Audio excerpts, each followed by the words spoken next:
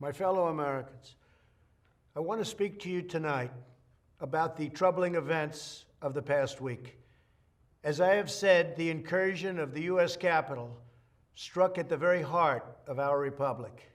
It angered and appalled millions of Americans across the political spectrum. I want to be very clear. I unequivocally condemn the violence that we saw last week.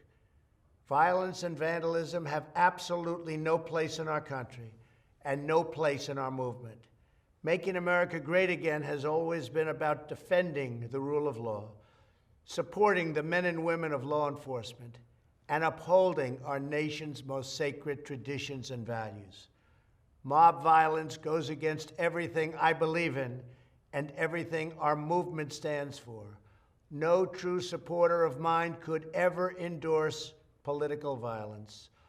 No true supporter of mine could ever disrespect law enforcement or our great American flag. No true supporter of mine could ever threaten or harass their fellow Americans. If you do any of these things, you are not supporting our movement, you are attacking it, and you are attacking our country. We cannot tolerate it. Tragically, over the course of the past year, made so difficult because of COVID-19, we have seen political violence spiral out of control. We have seen too many riots, too many mobs, too many acts of intimidation and destruction. It must stop. Whether you are on the right or on the left, a Democrat or a Republican, there is never a justification for violence.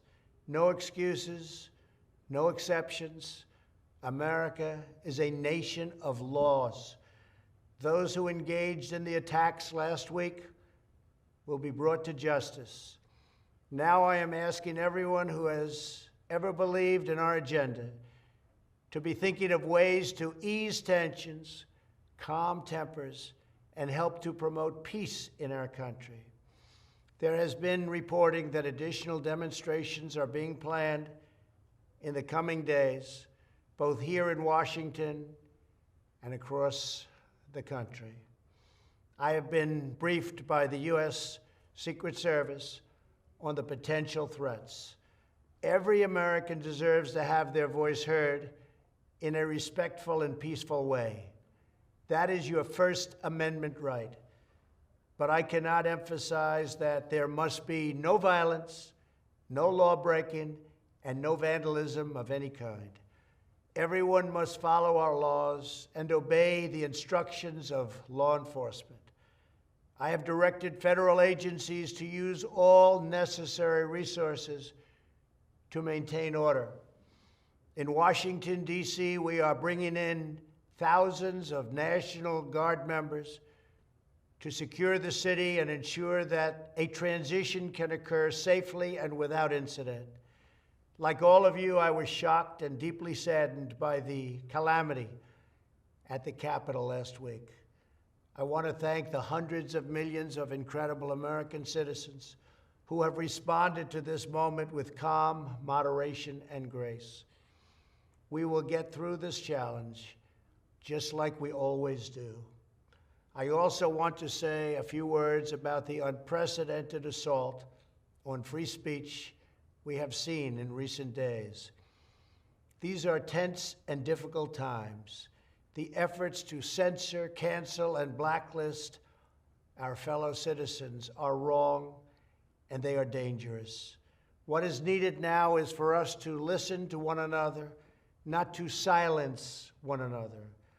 All of us can choose by our actions to rise above the rancor and find common ground and shared purpose.